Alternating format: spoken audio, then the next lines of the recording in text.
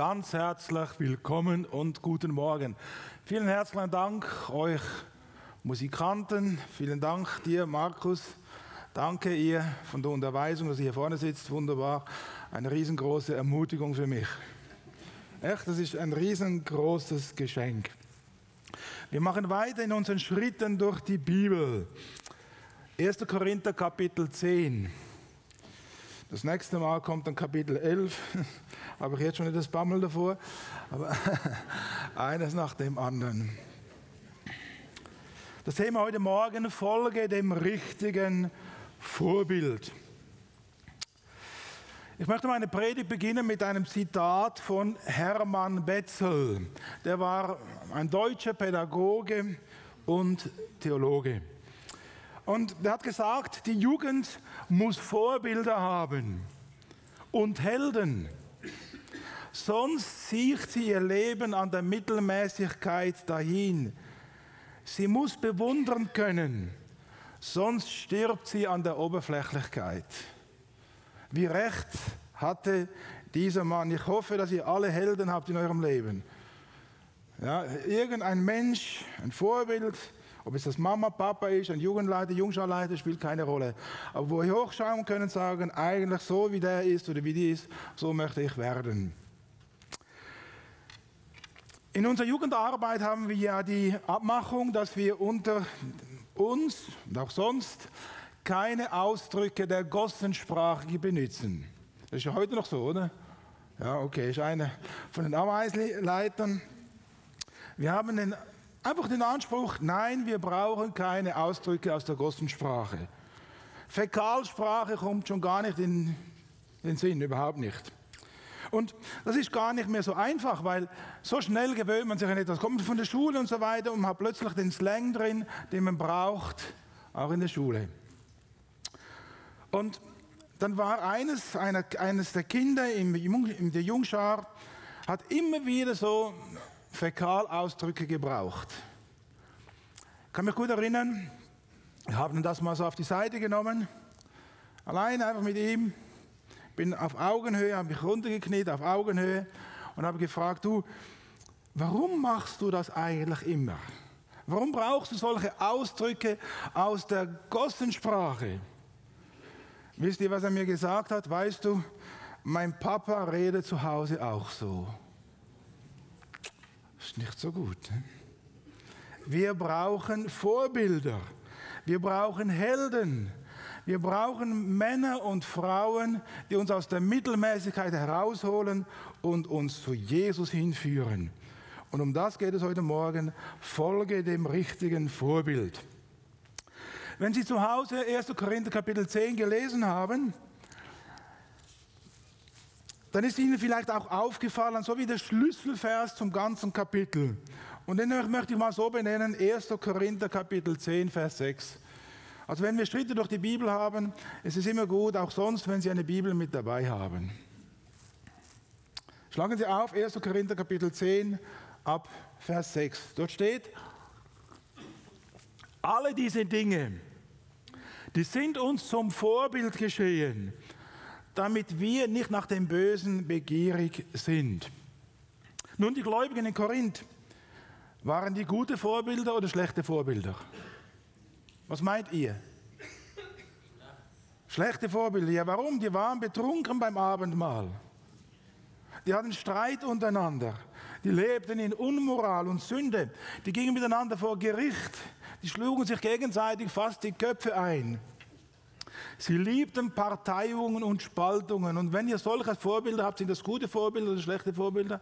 Ich denke eher schlechte Vorbilder. Und nun kommt Paulus zu ihnen, zu diesen Korinther und sagt ihnen, ihr lieben Leute, ihr seid verantwortlich für das, was ihr tut. Paulus konfrontiert die Korinther mit einem biblischen Prinzip, nämlich ein jeder ist verantwortlich für das, was er tut, sagt und denkt. Und ein jeder muss sich immer wieder neu entscheiden, welchem Vorbild will ich eigentlich folgen?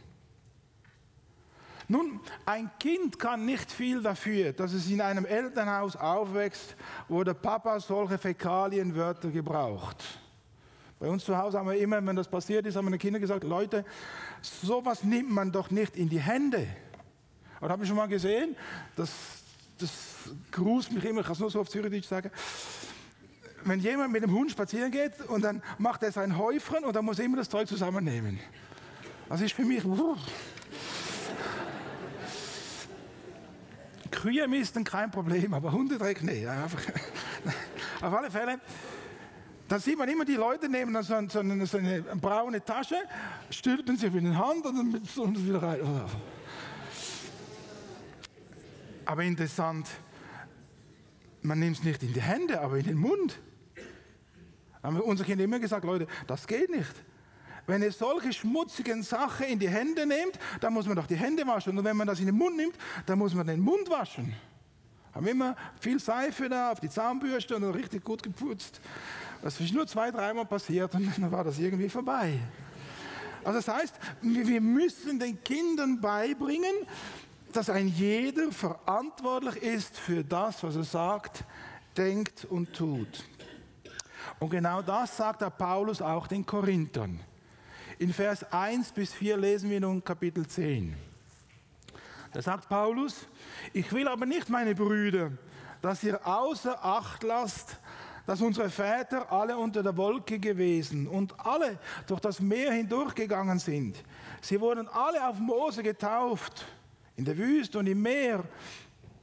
Sie haben alle dieselbe geistliche Speise gegessen und alle denselben geistlichen Trank getrunken. Denn sie tranken aus einem geistlichen Felsen, der ihnen folgte.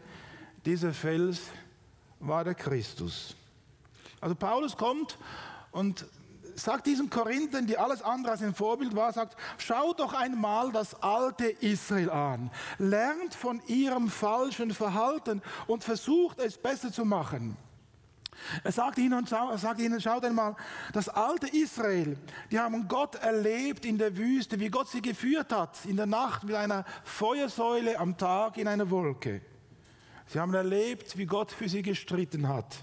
Sie haben erlebt, wie Gott für sie Schlachten schlug. Sie haben erlebt, wie der Herr sie errettete aus der Übermacht der Ägypter. Die kamen mit eisernen Wagen und Gott hat sie errettet.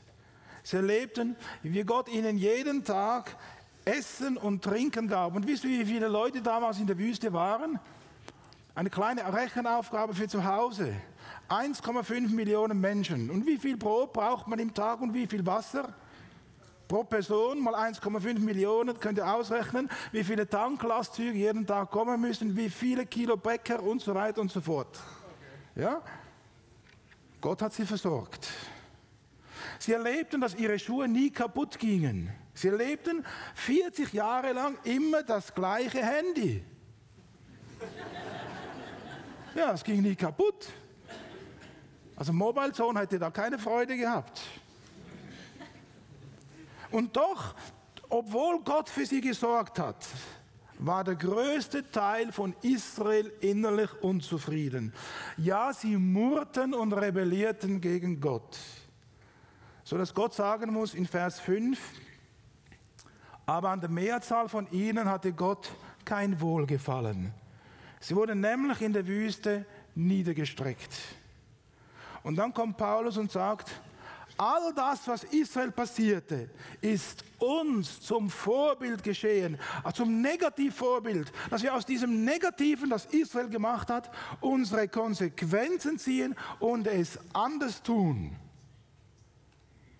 Und so sagt Paulus in Vers 6, diese Dinge sind uns zum Vorbild geschehen, damit wir nicht nach dem Bösen begierig sind, so wie jene begierig waren. Das heißt, Paulus sagt, lernt doch aus den Fehlern der Vergangenheit.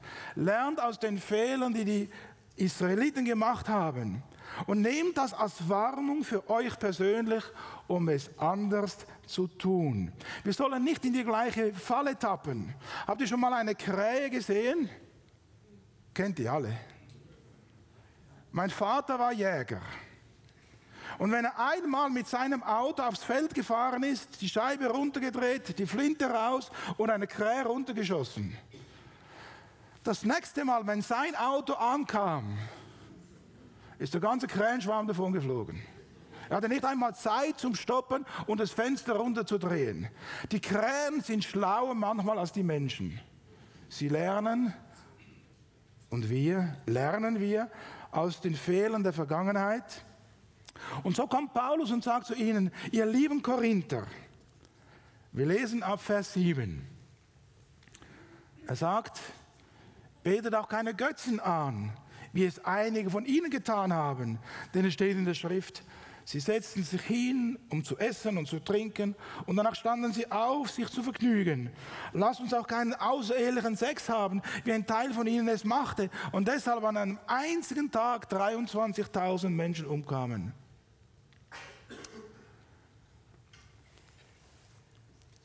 Vielleicht denken Sie, ja, das betrifft mich nicht. Das mag sein, vielleicht ist es überholt, nicht mehr zeitgemäß. Wir leben doch in einer anderen Zeit. Die Korinther, die lebten in der genau gleichen Zeit wie wir heute.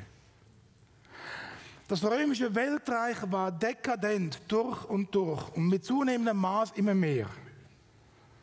Rom ist nicht untergegangen, weil es militärisch zu schwach war, sondern die Menschen, die wurden schwach aufgrund ihrer Dekadenz. Die Zeit damals war genauso sündig wie heute. Und deswegen sagt Paulus, und so kommen wir zum nächsten Vers, zum Vers 9. Da sagt Paulus, wir sollen auch Christus nicht herausfordern, wie es einige von ihnen taten und von den Schlangen umgebracht wurden. Und eine andere Übersetzung sagt, lasst uns Christus nicht versuchen. Wisst ihr, dass wir Christus versuchen können? Christus versuchen, ja, in dem, was wir tun. Wie versuchen wir Jesus Christus? Wir, die wir uns Christen nennen, Israel, das abgesondert eines sein sollte für den lebendigen Gott. Wie versuchen wir Christus? Paulus sagt es so, noch einmal Vers 7. Betet auch keine Götzen an, wie es einige von ihnen getan haben. Ja, aber Götzen, haben wir noch Götzen in unserem Leben? Alles, was Jesus aus dem Mittelpunkt unseres Denkens, Redens und Tuns, unseres Seins entfernt oder wegrückt, das ist nichts anderes als ein Götze. Alles ist ein Götze, was die Liebesbeziehung zu ihm kappt. Alles ist ein Götze, was die Gemeinschaft mit Jesus unterbricht. Wenn plötzlich etwas größer ist als Jesus, das ist ein Götze. Und deswegen sagt Paulus, betet keine Götzen an, wie es einige von ihnen getan haben. Das kann Essen sein. Essen kann zu einem Götzen werden. Kleidung kann zu einem Götzen werden. Wenn man immer das Neueste, das Beste und das Teuerste haben muss, dann ist nichts anderes als ein Götze und Egoismus par excellence. Arbeit kann ein Götze sein. Freizeit, Hobby. Ja, sogar die Arbeit für Gottes Reich. Alles kann zu einem Götzen werden, wenn ich Jesus aus den Augen verliere. Wenn ich meine, ich muss eine Leistung erbringen im Reiche Gottes. Ich muss etwas tun. Ich muss doch wirken. Es erinnert uns sehr stark an die Martha. Die Martha, die konnte nie ruhig zu Füßen Jesus sitzen. Die konnte nie einfach zuhören, wenn der Herr Jesus ihr etwas sagt. Die konnte nie irgendwie ihre Hände lassen. Immer beschäftigt, immer am Arbeiten, immer am etwas tun. Der Herr Jesus möchte etwas ganz anderes. Der Herr Jesus möchte, dass wir stille werden, dass wir staunen über ihn. Dass wir ganz neu auf ihn hören, ganz neu einfach ihn anbeten. Dass wir uns Zeit nehmen für ihn. Das ist der echte Gottesdienst. Es heißt nicht, dass wir faul rumsitzen, nein, aber dass wir unsere Arbeit tun und eben wieder neu staunen über seinem Wesen, seine Art, seine Persönlichkeit. Für Jesus ist nicht unser Dienst das Wichtigste, sondern unsere Beziehung zu ihm. Der Herr Jesus wünscht sich nichts sehnlicher, als dass er uns wieder neu zur Seite nehmen kann und dass wir einfach nur staunen. Staunen über dem, was er getan hat. Staunen über dem, dass er, der lebendige Gott, Mensch wird, ans Kreuz geht, für uns stirbt, für uns bezahlt. Er, das Lamm Gottes, dass wir einfach staunen und nicht anders können, wie auch als der Markus gesagt hat, staunen über ihn. Für Jesus ist das Wichtigste, unsere Beziehung zu ihm. Der Jesus sagt in Johannes 15, Vers 4, und um das geht es im Evangelium. Bleibet in mir und ich in euch. Sind wir so in Jesus? Sind wir so mit dem Herrn Jesus unterwegs? Nicht in Perfektion, aber Herr Jesus, ich möchte mit dir durch den Tag gehen. Herr Jesus, ich möchte mit dir durch den Tag verleben. Herr Jesus, wenn ich einen Fehler gemacht habe, ich möchte zu dir zurückkehren. Herr Jesus, wenn ich auf die Nase gefallen bin, ich möchte sofort wieder zu dir, Herr Jesus. Bei dir, Jesus, möchte ich bleiben, heißt es in einem alten Lied. Stets in deinem Dienste stehen, nichts soll mich von dir vertreiben, will auf deinen Wegen gehen. Du bist meines Lebens Leben, meine Seele, Trieb und Kraft. Wie der Weinstock seinen Reben zuströmt Kraft und Lebenssaft. Bleibet in mir. Es ist interessant, da sind Tausende von Zuhörern. Alle sind begeistert von Jesus. Und der Herr Jesus lässt sie alle stehen und er zieht sich zurück zur Gemeinschaft mit seinem Vater. Suchen wir so die Gemeinschaft mit Jesus, einfach mit ihm? Wir können Jesus versuchen, indem irgendetwas größer wird als er, indem irgendein Götze in unserem Leben ist, der Jesus aus dem Zentrum verdrängt. Wir können Jesus aber auch versuchen, indem wir einen sündigen Lebensstil pflegen. Heute ist es so einfach geworden. Einfach so ganz heimlich, zu Hause, im Internet, am Handy, Fernsehen und so weiter. Wir können Jesus versuchen, indem wir einen Lebensstil pflegen, von dem wir genau wissen, wenn wir Kinder Gottes sind. Weil der Heilige Geist, er wohnt in uns. Der Heilige Geist ist ein eifriger Geist. Er will uns Jesus näher bringen, er will uns verklären in Jesu Bild. Und wenn wir einen Lebensstil pflegen, von dem wir wissen, nein, Jesus ist nicht einverstanden, dann versuchen wir Jesus. Oder wenn wir eine Beziehung aufrechterhalten, von der wir wissen, es ist nichts anderes als Sünde. Durch all das versuchen wir Jesus. Aber Paulus geht noch weiter. Und er sagt dann in Vers 10 von 1. Korinther 10, sagt er Folgendes. Und auch so versuchen wir Jesus. Da heißt es, murret auch nicht. So wie auch etliche von ihnen murrten und durch den Verderber umgebracht wurden. Murren? Murren ist nichts anderes als Ausdruck von Unzufriedenheit. Bin ich zufrieden mit den Umständen, wo Gott mich hineingestellt hat? Ob ich jetzt reich bin oder arm, ob ich viel oder wenig habe, ob ich schöne oder weniger schöne Kleidung. Bin ich einfach zufrieden, weil Gott mir genau das gegeben hat, genau das zugedacht hat, was ich jetzt habe? Bin ich zufrieden? Haben wir uns schon mal Gedanken gemacht, wenn wir so einen Katalog durchblättern, warum muss ich jetzt was Neues haben? Warum brauche ich jetzt dieses und jenes? Bin ich vielleicht unzufrieden mit dem, was da ist? Die Bibel sagt, lasst euch begnügen mit dem, was da ist. Murren ist nichts anderes als Ausdruck von Unzufriedenheit. Ja, auch Ausdruck von dem, dass ich kein Ja habe zu den Wegen, die Gott mich führt. Das kann ganz individuell verschieden sein. Wenn ich murre, fange ich an, Gott anzuklagen. Ich gebe Gott die Schuld über meinen Lebensumständen. Ich klage Gott an und sage damit, Gott, dir sind die Zügel über meinem Leben entglitten. Genau das haben die Israelis auch getan. Schlagen Sie mal auf, 4. Mose, Kapitel 11, ab Vers 6. 4. Mose 11, ab Vers 6. Und Paulus sagt, wir sollen aus diesem Negativbild sollen wir lernen, es anders zu machen. Und so lesen wir 4. Mose 11 ab Vers 6. Aber auch die Israeliten, die fingen an, wieder zu murren oder zu jammern. Und sie sagten, ja, wer gibt uns Fleisch zu essen? Die waren in der Wüste. Sie hatten alles, Brot, Wasser, Auskommen. Die Kleider wurden nie alt. Und sie fingen an zu jammern. Und sie sagten, wer gibt uns Fleisch zu essen? Wir denken an die Fische, die wir in Ägypten aßen, umsonst. An die Gurken, an die Melonen, den Lauch, die Zwiebeln und den Knoblauch. Klar, Mundgeruch, lassen wir jetzt mal links liegen, ja.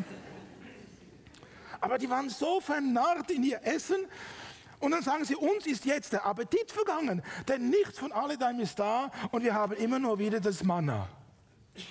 Sie waren unzufrieden, undankbar, sie fingen an zu murren und sie klagen mit ihrem Murren, klagen sie Gott an. Sie sagen damit, Gott, deine Führung ist nicht richtig, deine Entscheidungen über meinem Leben sind falsch. Indem ich murre als Kind Gottes, unterstelle ich Gott Unvermögen. Ich werfe ihm Lieblosigkeit vor. Ja, durch mein Murren stelle ich sogar das Wesen Gottes in Frage. Er hat doch gesagt, ich werde dich nicht verlassen noch versäumen. Er hat gesagt, von allen Seiten umgibst du mich. Und wenn ich anfange zu murren, dann sage ich, Gott, du bist nicht allmächtig. Gott, du bist nicht heilig. Gott, deine Motivation ist nicht Liebe. Ich stelle Gottes Wesen, Gottes Art in Frage. Und indem ich murre, da passiert etwas, das wir oft gar nicht bedenken. Mein Lebenszug geht auf das Abstellgeleise. Es nimmt mir die Freude der Erlösung. Es zerstört die Gemeinschaft untereinander. Und schlussendlich habe ich keinen Sieg mehr in meinem Leben. Und deswegen sagt Paulus, ich lese noch einmal Vers 11. Deswegen sagt Paulus den Korinthern, all diese Dinge, die jenen widerfuhren, sind Vorbilder und sie wurden zur Warnung für uns aufgeschrieben, auf die das Ende der Weltzeit gekommen ist. Und vor diesem Murren, vor diesem falschen Weggehen, vor diesem Götzendienst, vor diesem sündigen Lebensstil ist keiner von uns gefeit. Keiner von uns kann sagen, weißt du, mir passiert das nicht. Wir alle können doch so schnell Gott aus den Augen verlieren. Wie schnell sind wir unzufrieden? Wie schnell fangen wir an zu murren? Oft mache ich den Kühlschrank auf zu Hause und sage, wow, diese Auswahl, unglaublich. Aber nein, jetzt will ich noch was anderes.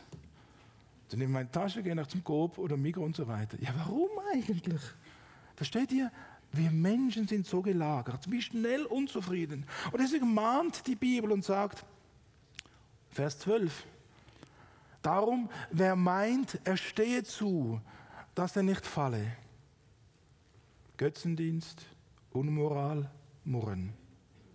Wie schnell sind wir in die Falle des Teufels hineingegangen? Wie schnell von der Versuchung überwältigt? Der Petrus, als er meinte, ich bin stark, ja, da hat er dreimal den Herrn Jesus verleugnet. Er weiß, ich bin stark, wow, das Schwert raus, dem nicht Kopf runtergesäbelt oder so, hat falsch gezielt. Und dann fällt er. Der David, ja weißt du, ich habe wunderbare Generäle, ich habe ein wunderbares Heer, sind alle ausgebildet, geschult, schickt sie an die Front, die haben einen wunderbaren Sieg. Und dann bricht der David die Ehe. Geistlich gesehen hat er sich auf den Alterssessel zurückgezogen. Und als Abraham Gott aus den Augen verlor, hat nicht mehr Gott vertraut, dass Gott ihn versorgt, auch in dieser großen Not der Dürre. Da zieht er nach Ägypten und dort verleugnet er seine eigene Ehefrau. Wenn wir meinen, wir sind stark, dann stehen wir in der größten Gefahr zu fallen. Und deswegen mahnt Paulus und sagt, wer das stehe, sehe zu, dass er nicht falle. Und deswegen geht er dann weiter und sagt, aber es gibt die Möglichkeit des Sieges. Vers 13. Und dann sagt er, euch hat aber nur bisher eine menschliche Versuchung betroffen. Aber Gott, er ist getreu. Er wird nicht zulassen, dass ihr über euer Vermögen versucht werdet. sondern wir zugleich mit der Versuchung auch den Ausgang schaffen, sodass ihr ertragen könnt. Was sagt hier die Bibel? Müssen wir dem Feind auf den Leim gehen? Sind wir schutzlos, den Feindesmacht ausgeliefert? Die Bibel sagt etwas ganz anderes. Die Bibel sagt, ein jeder, der wirklich ein Kind Gottes ist, er kann der Sünde widerstehen. Ein jeder, in dessen Leben wirklich Jesus Christus wohnt, er darf die Kraft haben, der Sünde zu widerstehen und über die Sünde zu herrschen. Das mag zwar in Zeiten der Anfechtung widersinnig sein. Es mag sein, dass uns manchmal die Nöte über die Kräfte wachsen. Es kann sein, dass wir oft keinen Ausweg mehr sehen. Es kann sein, dass uns schlichtweg als Menschen einfach die Kraft fehlt. Und dennoch bleibt bestehen, was hier die Bibel sagt. Es hat euch denn noch keine denn menschliche Versuchung betroffen. Und Gott ist getreu. Er wird nicht zulassen, dass die Prüfung über eure Kraft geht. Es wird bei allen Versuchen, wird er euch den Weg zeigen, auf dem ihr sie bestehen könnt. Und Paulus geht nun weiter und er zeigt uns den Weg auf, wie wir lernen können, die Versuchungen zu überwinden, den Sieg zu haben in unserem Alltag. Und das geht genau weiter in dem Kapitel, in den nächsten Versen, die nun kommen. Das Heilmittel in der Versuchung, nicht gegen Versuchung, sondern das Heilmittel in der Versuchung. Ein jeder von uns kommt in Versuchung, aber ein jeder von uns darf lernen, nicht in der Versuchung zu fallen, sondern in der Versuchung zu bestehen. Bei uns in Embrach, da wo wir wohnen, im Herbst gibt es oft Nebel. Rafzerfeld ist noch schlimmer. Aber da kann es passieren, dass man tagelang einfach eingehüllt ist in eine Nebelsuppe. Das kennst du ja auch, da wo du wohnst, oder? In der Nähe vom Rhein und so weiter, da gibt es öfters mal Nebel. Die Sonne sieht man ganz selten. Da können wir fast depressiv werden. Und dann greife ich oft zum Hörer und ich rufe Freunde an und ich sage, ja weißt du, bei uns, da scheint die Sonne. Ja klar, die sind ja das Höher oben. Wir haben das schönste Wetter, die beste Aussicht, blauer Himmel und wir in der Nebelsuppe. Am liebsten würde ich dann ins Auto rein und hochfahren und sagen, wunderbar, jetzt genießen wir ein Wochenende in der schönsten Sonne. Was muss ich denn tun, wenn ich in Nebel drin bin und ich weiß, oben hat es Sonne? Ihr Jungs, was muss ich tun? Ja, da gehe ich doch in die Sonne, oder? Auto rein, Zug rein, hochfahren, oder nicht? So einfach. Wenn ich in der Versuchung bin, wenn der Teufel mich angreift, was muss ich tun? Dann muss ich einen Standortwechsel machen. Ich muss zudem, schlag mal auf, Malachi 3, Vers 20. Malachi 3, Vers 20.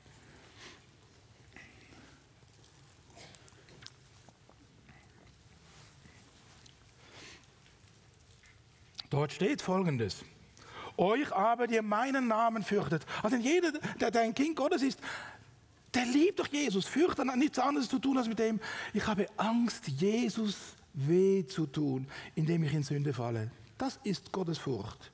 Nicht Angst zu haben, sondern ich habe Angst, dem, der mich so liebt, der alles gegeben hat, dem weh zu tun, indem ich in Sünde falle. Das ist Gottesfurcht. Und deswegen heißt es hier, euch aber, die ihr meinen Namen fürchtet, wird die Sonne der Gerechtigkeit aufgehen. Ja, wer ist die Sonne der Gerechtigkeit? Wenn ihr in der Nebelsuppe sitzt, die Anfechtungen da sind, dann müsst ihr zur Sonne der Gerechtigkeit, dann müsst ihr nichts anderes tun, als zu meinem Jesus zurück. In seine Gegenwart, in seine Nähe. Und deswegen kommt nun Paulus und er fängt an und er schildert, wie ich zu meinem Jesus gehe. Und wie die Sünde mich nicht beherrschen kann, sondern wie der Herr Jesus mich beherrscht. Und so lesen wir ab Vers 15. Da sagt Paulus, ich rede ja zu Verständigen, das heißt zu urteilsfähigen Menschen, zu Menschen, die beurteilen können, die denken können. Beurteilt, was ich sage. Paulus sagt, wenn ihr in der Not der Anfechtung seid. Er hat dort Götzen aufgezählt, Unmoral aufgezählt, Murren aufgezählt. Da sagt Paulus, überdenkt das, denkt darüber nach. Und dann geht zurück zum Herrn Jesus. Zurück zu einem Leben im Sieg. Zurück in die Gemeinschaft mit ihm. Zurück in ein Leben der Kraft seiner Auferstehung. Die Korinther, die hatten Jesus aus den Augen verloren. Die tappten sich in diesem Nebelsuppe herum. Sie lebten aufgrund falscher Vorbilder. Sie orientierten sich an dem Verhaltensmuster ihrer Zeit. Sie hatten die Gepflogenheit ihres Umfeldes angenommen. Die Folgen waren ein sündiger Lebensstil. Und darum kommt nun Paulus und er nimmt sie wie an der Hand und sagt, komm, wir gehen miteinander zurück zum Herrn Jesus. Und er malt ihnen ganz neu Jesus vor Augen. Es ist immer wieder mein Gebet, mein Anliegen in unserer ganzen Jugend, Sonntagsschule und so weiter. Auch hier im Gottesdienst, dass wir immer wieder neu Jesus sehen. Jesus allein. Denn wenn ich Jesus sehe, wenn Jesus mir vor Augen gemalt wird, dann kann ich nicht sündigen. Paulus schreibt in Galater 3, Vers 1. Er schreibt, oh ihr unverständigen Galater, ich habe euch doch Jesus vor Augen gemalt und ihn als gekreuzigt. Wenn ich Jesus aus den Augen verliere, dann falle ich in Sünde. Wenn ich Jesus nicht mehr sehe, dann passiert es, dass Götzen mir größer werden, Unmoral mich beherrscht und dass ein Murregeist in meinem Herzen und Leben aufkommt.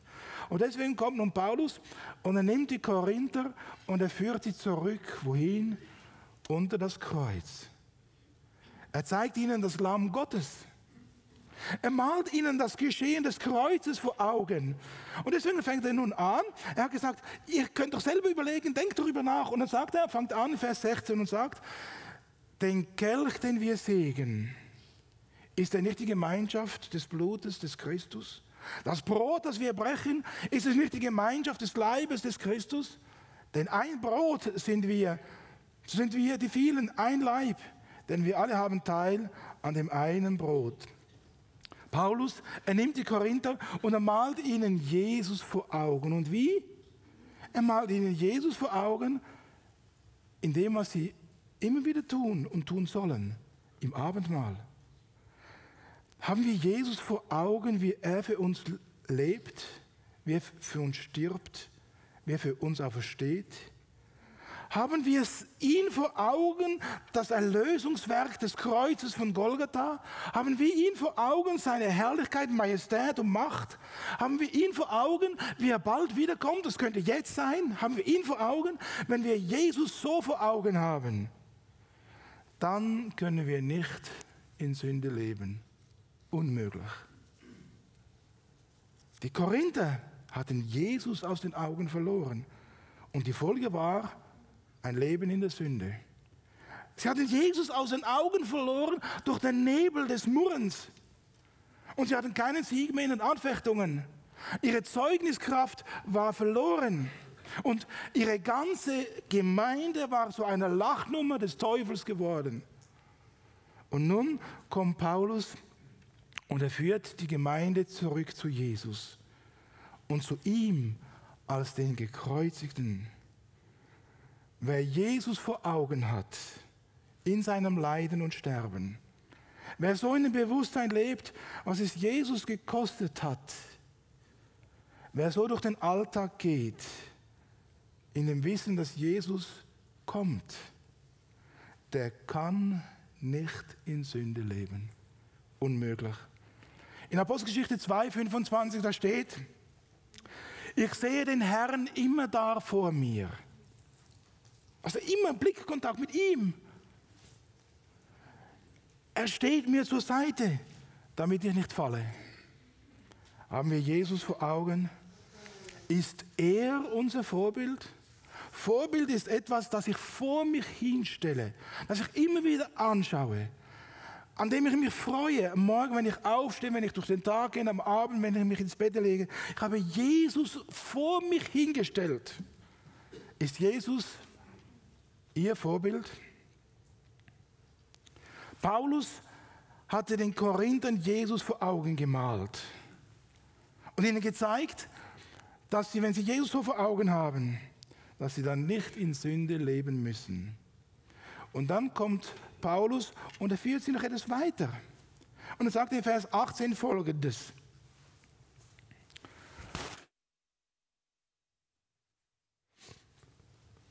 Er sagt, Vers 18, seht das Israel nach dem Fleisch. Stehen nicht die, welche die Opfer essen, in Gemeinschaft mit dem Opferaltar? Was will Paulus ihnen damit sagen, wenn er sagt, ihr Korinther, schaut doch auf Jesus. Er sagt, ihr Korinther, schaut mal Israel. Das Israel nach dem Fleisch. War es damals nicht üblich, dass die, welche von dem Opfer aßen, in Gemeinschaft mit dem Opferaltar waren? Was bedeutet das? Paulus sagt damit, mit dem, wo du dich identifizierst, das wird dir schlussendlich bestimmen und beherrschen. Die Priester im Alten Bund, die haben von dem Fleisch des Opferaltares gegessen und sie waren in Gemeinschaft mit dem Opferaltar. Wenn ich mich mit Jesus auseinandersetze, wenn ich ihn vor Augen habe, wenn ich mich mit ihm identifiziere, dann wird schlussendlich Jesus mein ganzes Wesen, sein Denken, Trachten, wird er ausfüllen und bestimmen. Von was sind wir beherrscht und bestimmt? Ist es Jesus? Ich selber, ich habe Riesenfreude an Gewürzen, an guten Düften. Wenn wir auf einem arabischen Markt sind in Jerusalem, ja, diese Auswahl an Düften. Im Machne Yehuda, im israelischen Markt, Machne Yehuda, wenn ihr noch nie da wart, geht mal dahin. Faszinierend, Düfte, Düfte, Düfte. Da gibt es einfach, man kommt gar nicht aus dem Staunen raus. Ich liebe das. Ein Gewürzhändler, fantastisch, Zimt, Nelken und so weiter. Oder auch gute Parfum, ist doch was Fantastisches. Autogaragen, so ist es mir ziemlich egal, interessiert mich nicht so. Aber wenn ich mit meiner Frau mal einkaufen gehe, da geht sie irgendwo rein und ich gehe an anderwo rein und wir treffen uns wieder. Und meistens sagt mir meine Frau, du warst im Parfümladen. Ich habe zwar nichts gekauft, aber einfach mal ausprobiert. Diese Düfte ist fantastisch. Bei uns im Büro, da haben wir einen lieben Mitarbeiter, der hat seit ungefähr einem halben Jahr ein neues Parfum. Er spielt sehr gut Orgel. Und das ist schon länger her. Ich freue mich, der kommt rein. Der Koffer ist auch schon da. Und beim Elia genau das Gleiche. Und dann bin ich im Lift, okay, heute hat der Hendrik oder so, nein, nicht das Parfüm, sondern es ist sein Vater, der Jonathan. Das ist der Jonathan. Also es ist faszinierend. Aber wisst ihr, was die Bibel sagt? Dass wir, jeder, du und ich, sind ein guter Geruch des Christus. Wisst ihr das? Schlag mal auf, 2. Korinther 2,15. Warum sage ich das alles? Paulus möchte, dass wir uns identifizieren mit Jesus. Und deswegen sagt er in 2. Korinther 2,15, denn durch Christus sind wir ein Wohlgeruch für Gott. Dieser Duft erreicht sowohl die, die gerettet werden, als auch die, die ins Verderben gehen. Nach was rieche ich geistlich?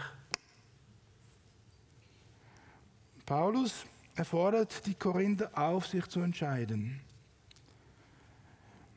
Paulus hat ihnen beides vorgelegt.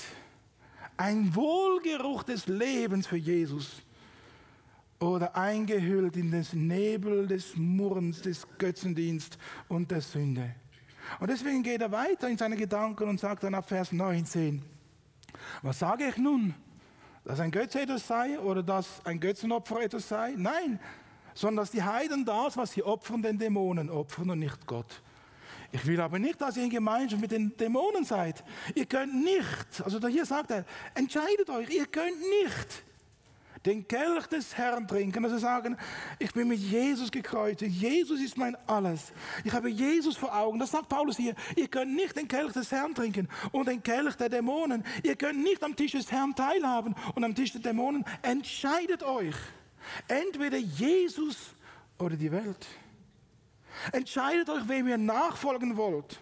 Entscheidet euch, wer euer Vorbild für euer Leben sein soll. Entweder ganz auf der Seite Jesus oder auf der Seite des Feindes. Entweder dienen wir Gott oder aber den Dämonen. Wir können nicht Gott nachfolgen und bewusst an der Sünde festhalten. Es geht nicht. Wir müssen uns entscheiden. Entweder ist es Jesus und sein Kreuz oder der Teufel mit all seiner Sünde. Entweder nehme ich am Tisch des Herrn Platz und ich freue mich an die Gemeinschaft mit ihm, an dem, was er getan hat am Kreuz von Golgatha, an seiner Herrlichkeit, an seiner Majestät und Macht, an seinem Wort, an seiner Kraft, an seiner baldigen Wiederkunft. Und je mehr ich mich mit Jesus identifiziere, umso mehr wird seine Freude mein Herz erfüllen. Nicht in Perfektion, versteht mich. Wir fallen alle wieder. Aber wisst ihr, wenn ich Jesus vor Augen habe, dann kehre ich um. Und ich sage, Herr Jesus, vergib du mir. Ich habe gesündigt. Herr Jesus, danke dafür, dass ich wieder neu dich vor Augen haben darf. Dann stehe ich mit dem Herrn Jesus auf und er darf wieder ganz neu sein Sieg mein Leben bestimmen. Wenn ich Jesus vor Augen habe, dann kann ich doch dankbar sein. Habt ihr heute Morgen schon gedankt für die wunderschönen Tulpen in eurem Garten oder beim Nachbar? Kann nicht abreißen, nur staunen. Habt ihr schon Gedanken gesagt für die Osterglocken? Für die Forsythien? Für das, dass die Bäume ganz neu treiben? Für die Vögel, wie sie anfangen zu nisten? Habe ich schon Danke gesagt? Ja, wenn ich Jesus vor Augen habe, den Schöpfergott, der alles trägt, der alles hält, der alles erhält mit seinem kräftigen Wort, dann kann ich doch nur Danke sagen. Dann kommt plötzlich ein Friede in mein Herz, weil ich ihn vor Augen habe, der alles trägt, alles hält. Dann wird sein Trost, seine Hoffnung, seine Kraft, seine Herrlichkeit mir mein Leben bestimmen. Oder sitze ich am Tisch der Dämonen? Die Folge haben wir gesehen bei den Korinthern. Und wir müssen entscheiden, entweder Freude, Sieg, Dankbarkeit, Friede, Trost, Hoffnung, Kraft, Herrlichkeit. Oder aber das, was Paulus sagt in Galater 5. Und das sagt er hier Ihnen. Wenn ihr am Tisch der Dämonen Platz nehmt, dann wird das passieren in eurem Leben. Und ich hoffe nicht, dass das der Fall ist bei dir. In Galater 5, ab Vers 19, da heißt es, offenkundig sind aber die Werke des Fleisches, als die da sind Unzucht, Unreinheit, Ausschweifung, Götzendienst, Zauberei, Feindschaft, Hader, Eifersucht, Zorn, Zank, Zwietracht, Spaltungen, Neid, Saufen, Fressen und dergleichen. Wo stehen wir? Paulus hat ihnen beides vorgelegt in Korinthern. Sie mussten sich entscheiden. Ein Kind kann nichts dafür, wenn sein Papa zu Hause so redet. Aber sobald wir anfangen können, selber zu denken, und ab dem Zeitpunkt, wo diesem Kind gesagt wurde, du musst lernen, nicht so wie dein Papa zu reden, sondern Gott entsprechend, dem Wort Gottes entsprechend, wird dieses Kind zur Verantwortung gezogen. Und deswegen, wenn ich mit Jesus lebe, dann lebe ich nicht mehr für mich, sondern ich lebe für ihn. Ich folge dem einen Vorbild und dieses Vorbild heißt Jesus Christus.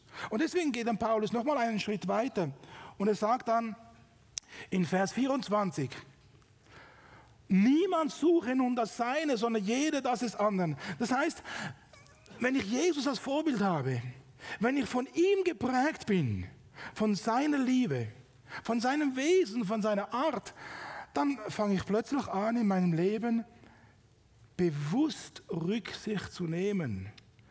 Man ist nicht einfach rücksichtsvoll. Das stimmt einfach nicht. Man hat es nicht angeboren bekommen. Man muss es lernen. Und ganz bewusst rücksichtsvoll zu sein. Und zwar nicht zu denen, die einem passen, sondern auch zu denen, die einem nicht passen. Wertschätzung entgegenzubringen, und zwar einem jeden Mann und einer jeden Frau. Einfach Wertschätzung, Achtung, Respekt. Mit anderen Worten, ich bringe diesem Menschen Jesu Liebe entgegen. Ich staune immer wieder über den Herrn Jesus, wie du auch gesagt hast. Da begegnet dem Herrn Jesus eine Frau am Jakobsbrunnen. Eine stadtbekannte Sünderin. Der Herr Jesus begegnet den Zöllnern, Pharisäern, in der genau gleichen Liebe. Selbst einem Judas, kurz vor seinem Verrat, sagt er noch, Judas, verrätst du mich mit einem Kuss? Wenn ich wirklich von Jesus geprägt bin, dann fängt das an, mein Leben zu prägen. Und deswegen sagt Paulus dann, niemand suche das Seine, sondern jeder das des anderen. Und dann, wenn das so mein Leben bestimmt, dann bin ich bereit sogar, über meinen eigenen Schatten zu springen. Und deswegen kommt Paulus und sagt dann, ab Vers 23, dann sagt er, alles ist erlaubt. Ja, aber nicht alles ist nützlich. Alles ist erlaubt, aber nicht alles baut auf. Ihr sollt nicht euren eigenen Vorteil suchen, sondern den des anderen. Was auf dem Fleischmarkt verkauft wird, könnt ihr alles essen. Ihr müsst nicht aus Gewissensgründen nachforschen, woher es kommt. Denn dem Herrn gehört die Erde und alles, was sie erfüllt. Also Paulus sagt, als Christen haben wir die Freiheit. Aber wenn ich mit Jesus verbunden bin, dann fange ich an, vielleicht auf gewisse Dinge zu verzichten, dieses nicht zu tun, um den anderen zu gewinnen. Oder ich stelle mich auf die genau gleiche Stufe wie der andere, nicht sündig, um ihn zu gewinnen für Jesus. Dazu eine kleine Illustration. Ich weiß es nicht mehr, wo es war, wo ich es gesehen habe. Es ging um die Queen von England. Und die Queen von England ist ja heute noch pro forma auch Chefin des Commonwealth. Da war sie eingeladen, ich weiß nicht mehr auf welcher Insel und so weiter, irgendeinem Volksstamm. Sie war eingeladen und als Ehrengast bekommt sie eine Ehrenmahlzeit. Und wisst ihr, was diese Ehrenmahlzeit war? Solch ein Engelling. Nicht getoastet, habe ich auch schon gegessen, schmeckt ziemlich lecker, aber der war lebendig. Und wisst ihr, was die Queen gemacht hat? Sie hat königlich, majestätisch reagiert. Ein Salatblatt genommen, eingewickelt, rein und runtergeschluckt. Ja, was will ich damit sagen? Diese hat begriffen, was Wertschätzung ist. Als ich in Kamerun war, da war ich Ehrengast. Und haben sie mir mitten im Urwald, haben sie mir Fisch serviert. Und nicht den Schwanz, sondern den Kopf. Ich habe gedacht, mein lieber Mann, mitten in Afrika, im Dschungel, keine Kühlkette und so weiter. Und ich kriege noch den Kopf. Der Fisch stinkt zum Beispiel vom Kopf zuerst, oder? Aber was habe ich gemacht? Halt, wir sind Botschafter an Christi Stadt.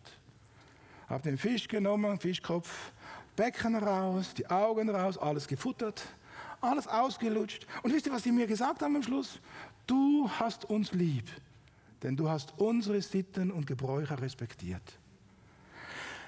Das sagt Paulus hier. Die Liebe ist bereit, die größten Hürden zu überwinden. Dinge zu tun, die man normalerweise nicht tun würde. Und Dinge zu lassen, auf die man eigentlich das Recht hätte, es zu tun. Nur um den anderen zu gewinnen. Um Freiheiten nicht zu gebrauchen. Und deswegen sagt dann Paulus, fährt weiter, Vers 27. Wenn Ungläubige euch zum Essen einladen und ihr die Einladung annehmen wollt, dann esst, ohne viel zu fragen. Ich will sie doch gewinnen. Und sie legen ihre ganze Ehre da rein. Bei uns ist es so wenig der Gebrauch, aber sobald man in andere südländische Gefilde kommt, ist es normal, dass die ganze Ehre kommt auf den Tisch. Und er wird gefuttert. Und wenn man Nein sagt, und so weiter. Das heißt, Paulus will uns sagen, wenn ich wirklich mit Jesus verbunden bin, dann wird Jesus mein Vorbild. Dann geht es in meinem Leben nicht mehr um mich, sondern geht es um den anderen.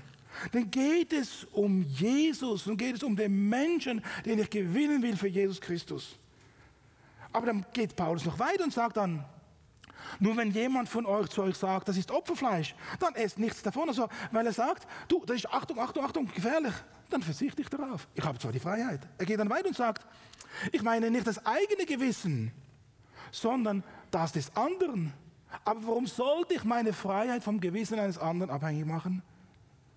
Wenn ich Gott für das Essen gedankt habe, warum werde ich dann noch dafür verleumdet? Paulus sagt einfach, sei ein Vorbild. Und ich möchte mit einem Bibelvers schließen. Wenn ich mit Jesus verbunden bin, wenn ich mit ihm Kontakt habe, wenn ich mit ihm durch den Tag gehe, wenn ich mit ihm aufstehe, mit ihm ins Bett, wenn ich mit ihm so verknüpft bin wie der Weinstock und die Reben, dann wird alles, was ich tue, wird zu einem Gottesdienst.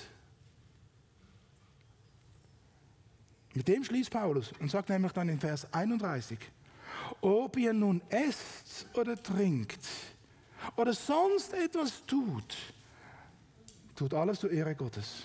Das heißt, wenn ich zu Hause Wäsche wasche und mit dem Herrn Jesus verbunden bin, dann wird Wäsche waschen zum Gottesdienst.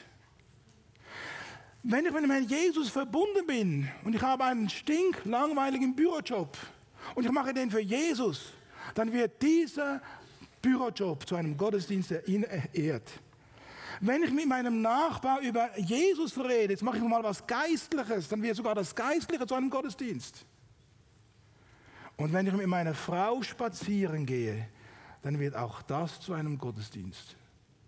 Alles, was ihr tut, das tut von Herzen aus dem Herrn. Deswegen sagt Paulus, und mit dem schließe ich, ob ihr nun esst oder trinkt oder sonst etwas tut, tut alles zur Ehre Gottes, weil ich Jesus als Vorbild habe. Möge der Herr Jesus Ihnen und mir jeden Tag neu Gnade geben, uns zu entscheiden, nicht für die Welt, aber für Jesus und für sein Vorbild.